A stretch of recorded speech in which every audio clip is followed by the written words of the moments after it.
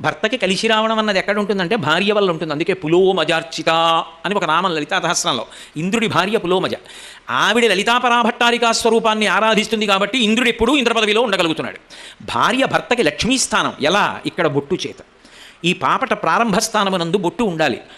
అందుకే పాపిడి కొండలు వాటి పేరు. గోదావరి మధ్యలో ఆ కొండ వస్తే గోదావరి పాపిడి తీసినట్టుగా, పాపట అంటే మధ్యలో గీతలా తీసి కురులను అటు ఇటు దువ్వుతారు.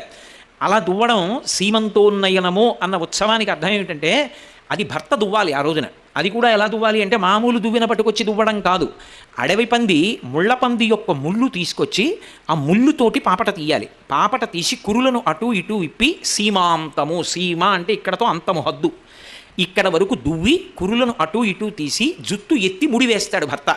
అలా ముడివేస్తే ఆమెకు గర్భమునకు కూడా రక్ష. అది సీమంతోన్నయనం. అంతేగాని మీరెన్ని రకాల స్వీట్లు అట్టుకొస్తారు, మేమెన్ని రకాల స్వీట్లు అట్టుకొస్తాం